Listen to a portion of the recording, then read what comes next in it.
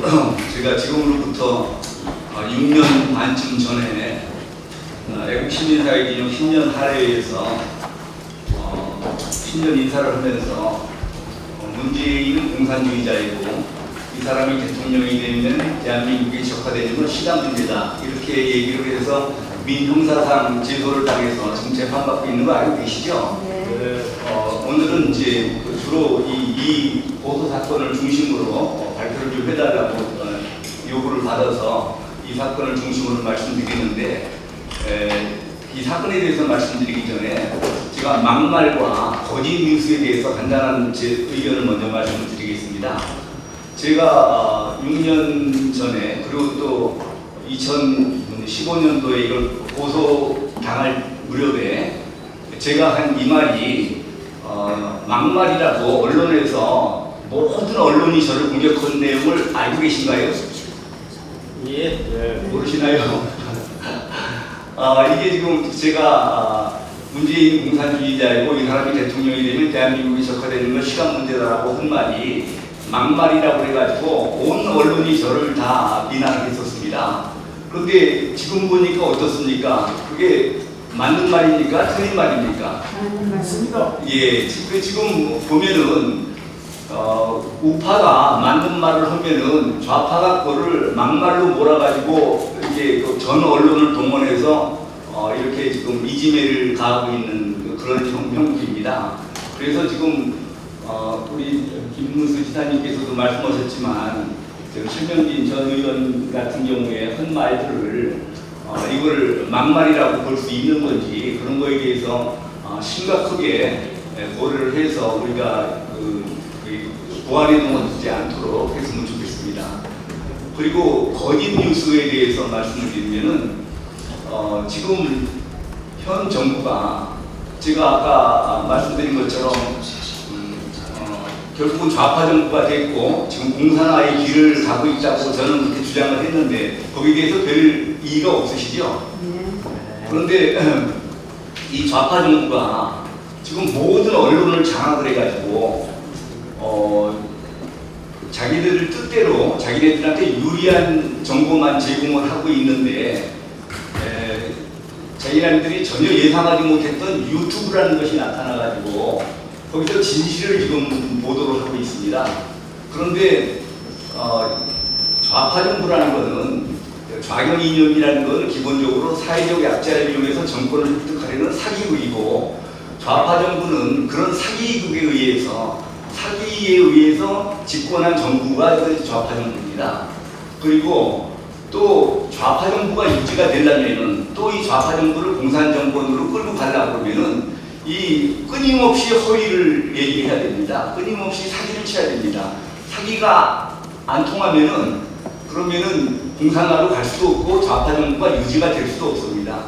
그렇기 때문에 사실은 표현의 자유를 인정해가지고는 어느 공산정부가 표현의 자유를 인정하는 공산정부가 어디가 있습니까? 표현의 자유를 인정하면은 절대로 좌파 정부도 아니고 공산화가 될 수도 없습니다. 그러니까 현 정부가 표현의 자유를 인정해줬으면 좋겠다. 이거는 도저히 우리가 기대해서는 안 되고 우리가 투쟁해서 얻어낼 수밖에 없다는 말씀을 드립니다.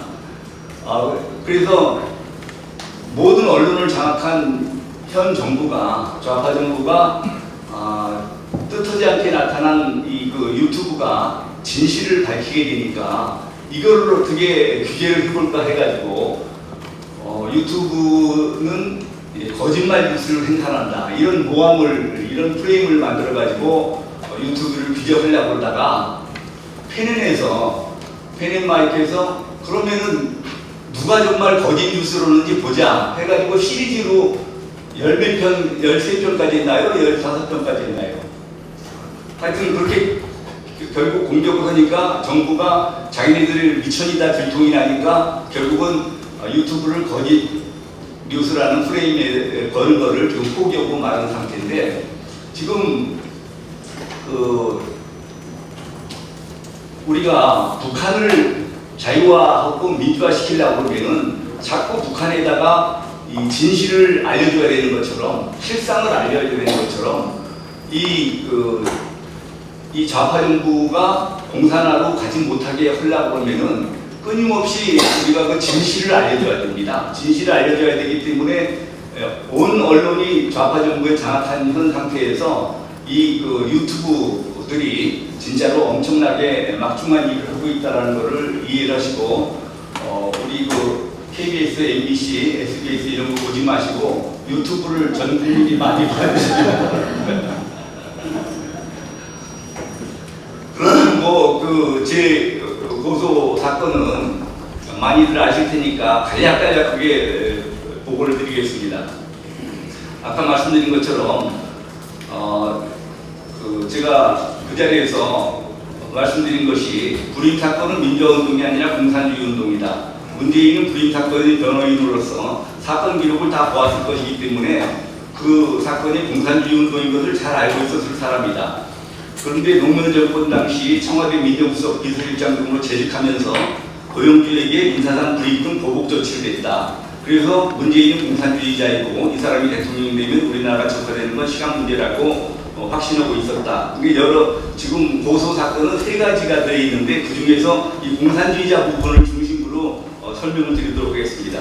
사실 이 내용은 문재인을 제가 비방하기 위한 것이 아니고 그 당시 이제 바로 전해 2012년 12월 달에 박근혜 후보가 대통령으로 당선됨으로써 이제 우리나라가 적화를 면한 것은 정말 다행이다. 그 일에 앞장서 주신 애국 단체 대표들이 고맙다. 이런 게 박근혜 대통령이 당선된 역사적 의의를 설명한 것인데 그리고 그 당시에는 이 문재인은 공산주의자이고 이 사람이 대통령이 되면 우리나라가 적화되는 건 시간 문제라는 것에 대해서 아무도 관심을 안 가졌습니다.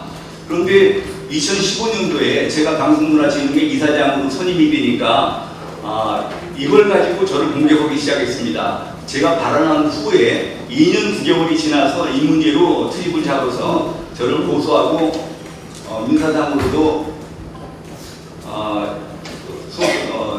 처음에는 2억 원 손해배상을 하고 소송 제기했다가 합의부로 가는 것을 막기 위해서 그걸 1억 원으로 줄여서 단독판사한테 배정을 했습니다. 그 단독판사가 바로 우리 법연구의 출신 판사였습니다. 그래서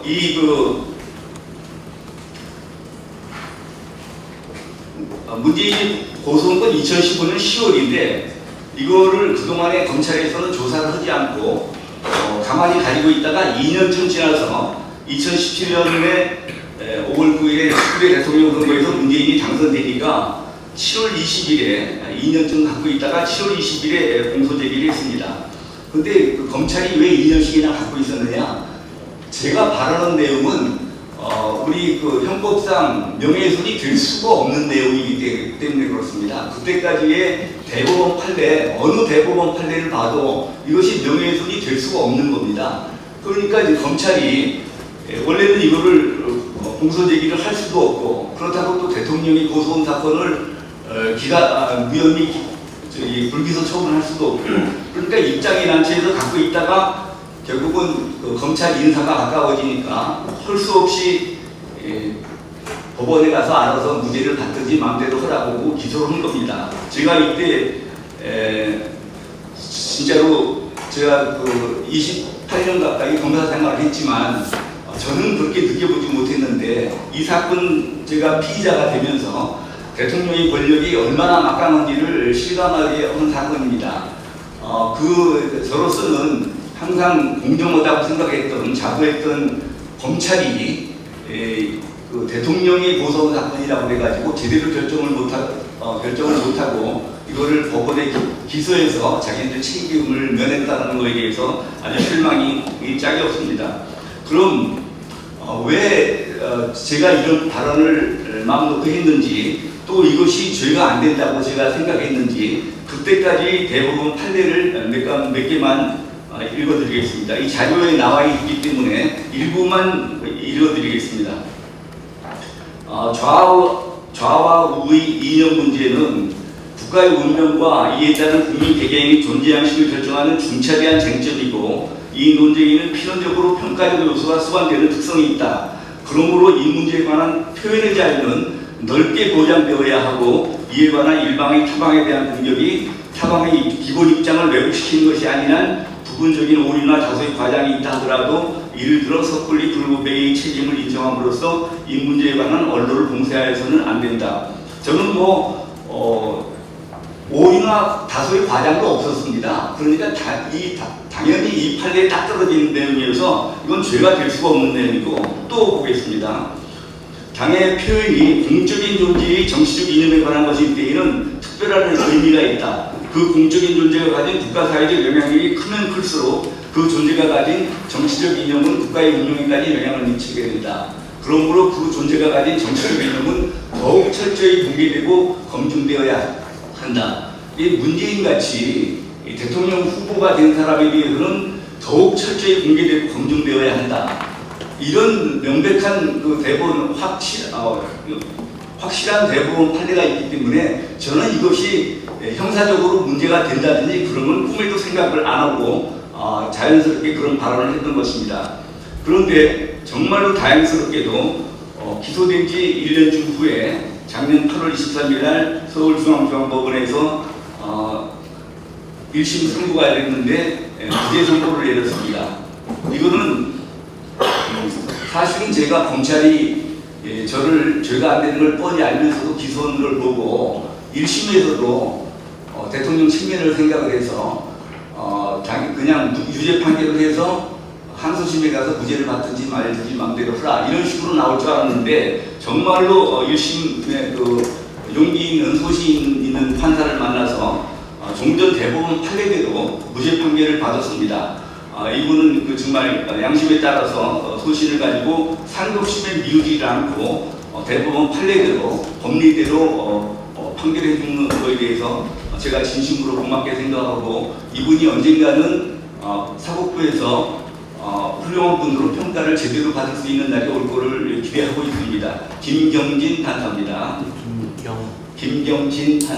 김경진 판사. 무죄 이유는 공산주의자라는 것은 그렇게 이리적인 개념이 아니고 다의성을 가지고 있고 그리고 사람마다 다르게 이해를 하고 있기 때문에 공산주의자라는 표현을 사실의 표현이라 볼 수 없다. 사실의 적시라 볼 수 없다. 이건 의견이고 평가지 사실의 적시가 아니라는 겁니다. 그리고 이분이 그냥 제 발언이 죄가 안 된다는 판단에 그치지 않고 제 발언의 정당성에 대해서까지 평가해 주셔서 더 고맙게 생각합니다. 뭐라고 썼냐면은 정치 및 정치적 이념에 대한 평가는 폭넓게 인정되어야 하고 피고인은 저를 얘기하는 겁니다. 피해자를 악의적으로 모아먹거나 인격적 모욕을 주려는 의도를 가진 것으로 보이지 않고 이 다음이 중요합니다. 오히려 자신이 자유민주주의 체제라고 믿어온 체제 유지에 모든 관심을 집중하고 있는 것으로 보인다. 제가 딴 생각이 없이 제가 믿는 자유민주 체제를 지키기 위해서 최선을 다한 것만 밖에 생각할 수 없다. 이런 식으로 바르게 판단을 해주셨습니다. 그런데 검찰은 여기에 불복해서 8월 27일 날 바로 항소를 했습니다. 그런데 쭉 항소심에서는 가지고 있다가 금년 1월 10일에 기일을 추후 지정했습니다. 사실은 이 재판부를 항소심 재판부를 주심 판사를 유경은이라고 해가지고 요새 법원에서 유명한 국제인권법 연구회 소속 판사로 지정을 했습니다. 사실은 이거를 유죄로 바꾸기 위해서 만반의 조치를 다 취해놨는데 변희재 대표가 이정일 주사파라고 해가지고 한 거는 나중에 무죄가 맞았고 이번 손석egu 재판하면서 전부 변희재에 대한 영장을 발부한 사람이나 재판에서 판결한 사람이나 전부 우리법연구회 국제인권법연구회 출신이 맡은 거 알고 계시죠? 도저히 그거는 국제인권법연구회 우리법연구회 출신이 맡을 확률을 20분의 1이라고 할 때 3번 연속해서 우리법연구회 출신, 국제인권법연구회 출신이 맡을 확률이 얼마나 되느냐? 20분의 1에 3승이면 8,000분의 1이 되나요? 예, 그런데도 계속 우리법연구회, 국제인권법연구회 출신 판사가 맡은 거 알고 계시죠? 저도 항소심에서 국제인권법연구회 출신이 제 사건을 맡았는데 다행스럽게 이 사건은 재판장이 제 민사소송을 지금 대법원에 계속 중이기 때문에 또 이 문제에 대해서는 며칠 전에 민주당의 제3사무부총장을 하는 김현 전 의원이 제가 대법원에서 벌금형이 확정됐다고 그런 의원별을 날짜 유포해가지고 그래서 제가 조만간 시정을 요구하고 시정이 되지 않으면은 명예훼손으로 고소를 하려고 생각을 하고 있습니다. 제 민사가 지금 대법원에 가 있고 아직 확정이 선고가 안 됐습니다. 그래서 형사를 이 재판부가 입장이 난처하니까 민사재판 대법원 판결이 난 다음에 형사재판을 하겠다 이렇게 해가지고 지금 기일을 추후 지정해서 무기 연기되어 있는 상태입니다. 참고로 민사사건 진행 상황을 말씀드리면은 2013년 2월 4일날 문제 발언이 있었는데 아까 말씀드린 것처럼 2년 9개월 만에 2015년 9월 17일날 손해배상 청구 소송을 문재인이 저한테 제기를 했고 처음에 2억 원을 손해배상 청구했다가 이거를 단독심으로 만들기 위해서 1억 원으로 소송 가액을 줄였습니다. 그런데 1년 만에 재판은 배로 서지도 않고 1심 손해배상 3천만 원을 선고했습니다. 아까도 말씀드렸지만 이 재판장은 우리 입법연구회 출신이고 저희가 증거 신청을 했는데도 불허하고 아무것도 받아들이지 않고 국정감사 일정에 맞춰서 무리한 선고를 했습니다. 판결 이유를 보면은 문재인이 공산주의자라고 인정할 만한 구체적 증거가 없다 그랬는데 제가 문재인이 공산주의자라는 증거를 26건이나 제출했는데 한 건도 자료가 없다 이런 황당한 재판을 했습니다. 그래서 제가 바로 2016년 10월에 항소를 했고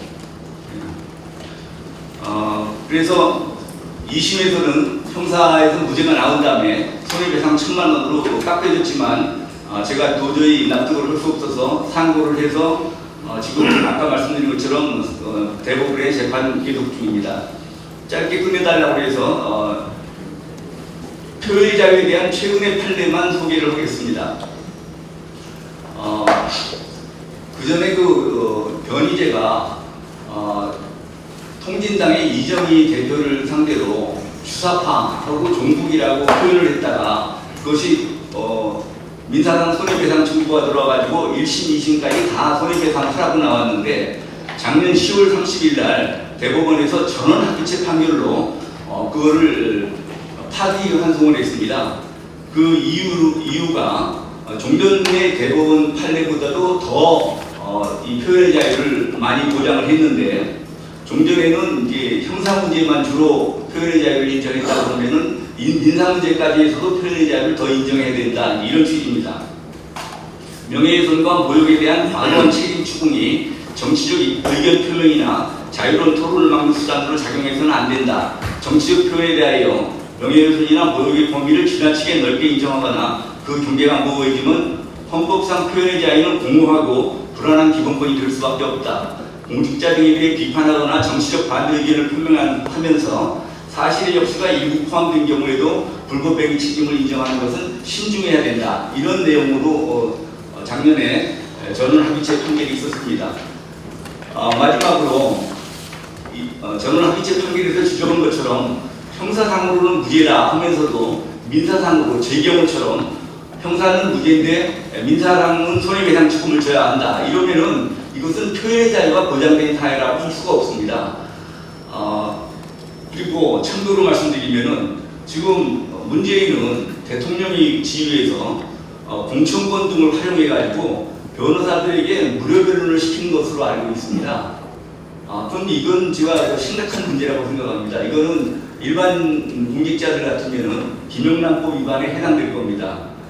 그런데 자기는 저렇게 마음대로 자유롭게 고소를 하고 민사상 손해배상 청구 소송을 하는데 피고로서는 그거를 막으려면은 변호사 선임 비용이라든지 저는 다행히 그 한변에서 우리 김태훈 변호사님이랑 한변에서 무료 변론을 해주고 있긴 하지만 이게 지금 피고로서 이런 소송을 당하면은 이게 정말 이게 정신적으로나 물질적으로나 그 피해가 이루 말할 수가 없습니다. 이런 식으로 괴롭히는 것은 표현의 자유를 정말 심대하게 위협하는 것이다. 이런 말씀을 꼭 드리고 싶습니다. 감사합니다. 예, 수고하셨습니다.